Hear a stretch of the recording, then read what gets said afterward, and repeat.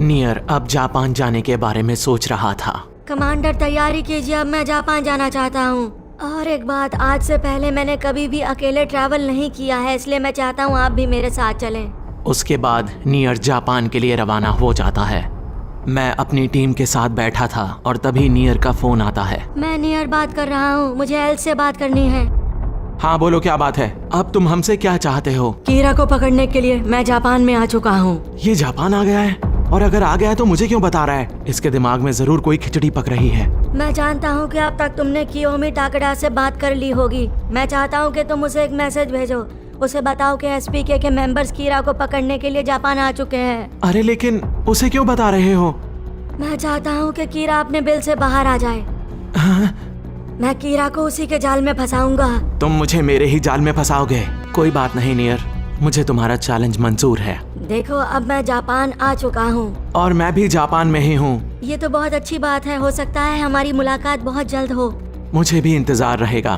मौका मिलता ही हम इस कीरा की कहानी को खत्म कर देंगे। Second L. हाँ बिल्कुल, क्यों नहीं। एल को तो मैंने इस दुनिया से रवाना कर दिया था, लेकिन उसके जाने के बाद भी उसकी कुछ यादें लेकर नियर मेरे पास आ गया था। अब मैं जल्द से जल्द इस मैटर को क्लोज करना चाहता हूँ।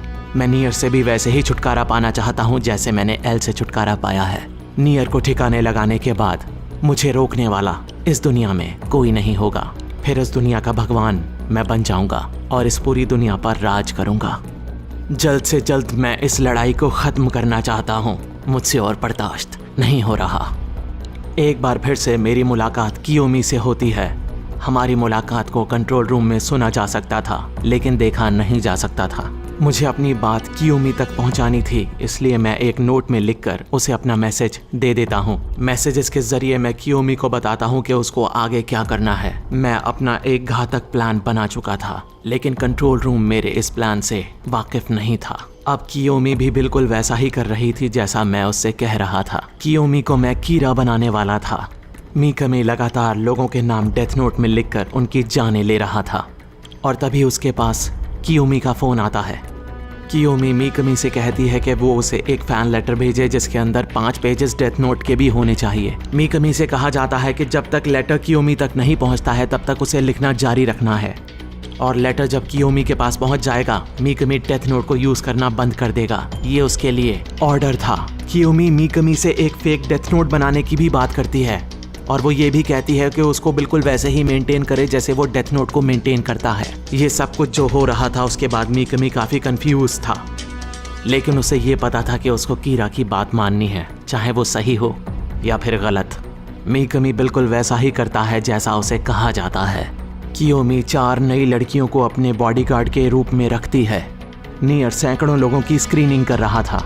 वो असल में जानना चाहता था कि असली कीरा की गैर हाजिरी में आखिर कीरा का काम कर कौन रहा है।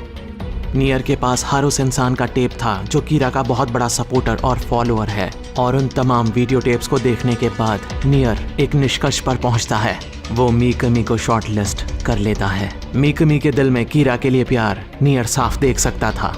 लाइट यागामी ही कीरा है। क्या ऐसा हो सकता है कि कीरा की जगह पर फिलहाल मीकमी काम कर रहा हो? न जाने मुझे ऐसा क्यों लग रहा है कि मैं अपनी मंजिल के बहुत नजदीक पहुंच रहा हूँ। एक लॉबी में कियोमी और मीसा का आमना सामना हो जाता है, और वहाँ पर मीसा उससे कहती है कि लाइट उसे अपने स्वार्थ के लिए इस्तेमाल कर रहा है। मीसा की ये बात सुनकर कियोमी हंस देती है, जिसके बाद मीसा को गुस्सा आता है और वो उसे मारने के लिए पहुंच जाती है, लेकिन एक बॉडीगार्ड मीसा को रोक लेती है। फिर कियोमी उस गार्ड से कहती है कि उसे छोड़ दे क्योंकि वो उसकी दोस्त है। नियर एल को दोबारा फोन करता है।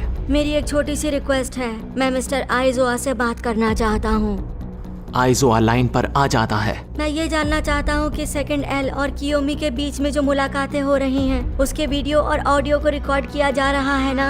आपकी नजर उस पे बनी हुई है ना? आइजोआ इसका जवाब ना में देता है। वो कहता है कि सिर्फ ऑडियो रिकॉर्डिंग हो रही है। अच्छा, तो सिर्फ ऑडियो रिकॉर्डिंग हो रही है। बहुत ही इंटरेस्टिंग बात है। ठीक है, शुक्रिया।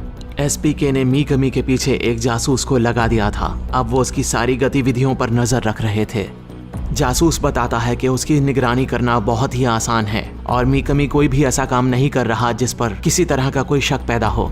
जासूस साफ मना कर देता है कि वो कीरा नहीं हो सकता। नहीं, मुझे लगता है कि मीकमी ही कीरा है। उसके ऊपर नजर बनाए रखना। मीसा बहुत सारी चीजों को लेकर काफी परेशान थी। तभी मोगी मीसा को बताता है कि कियोमी उससे अकेले में मिलना चाहती है। ये सुनकर मीसा सोच रही होती है कि आखिर कियोमी क्या करना चाहती है। मीसा मोगी से कहती है कि उसे हाँ कह दे। मीसा मिलने के लिए तैयार हो जाती है। कियोमी अपनी बॉडीगार्ड से एक अच्छे से होटल का रूम बुक करने के लिए कहती है और उससे ये भी कहती है कि वो भी उस डिनर को अटेंड करे। और आखिरकार मीसा और कियोमी की मुलाकात हो जाती है। कियोमी मीसा से पूछती है कि उसका और लाइट का रिश्ता कैसा चल रहा है। कियोमी ये बात जानती थी कि लाइट से मीसा की मुलाकात कई दिनों से नहीं हुई है, लेकिन उसके बावजूद भी कियोमी ने मीसा से ये सवाल किया क्योंकि शायद वो उसे परेशान करना चाहती थी। कियोमी का ये बर्ताव देखकर मीसा भी उसे परेशान करने के बारे में सोच लेती है। मीसा कियोमी से कहती है कि पिछले महीने लाइट ने उसे प्रपोज किया था और आने वाले पॉप म्यूजिक फेस्टिवल में वो दोनों एंगेजमेंट करने वाले हैं। कियोमी मीसा से पूछती है कि क्या लाइट उसके इस प्लान के बारे में जानता है, जिसके जवाब में मीसा कहती है बिल्कुल जानता है, क्योंकि ये एंगेजमेंट है तो जाहिर सी बात है लाइट को पता होगा। फिर कियोमी मीसा से एक बार फिर कुछ ऐसा कहती है कि मीसा चिढ़ जाती है। कियोमी मीसा से कहती है कि काश तुम ऐसा कर पाओ। लाइट को लेकर दोनों के बीच में जो ये कैट फाइट चल रही थी वो काफ़ी मज़ेदार थी।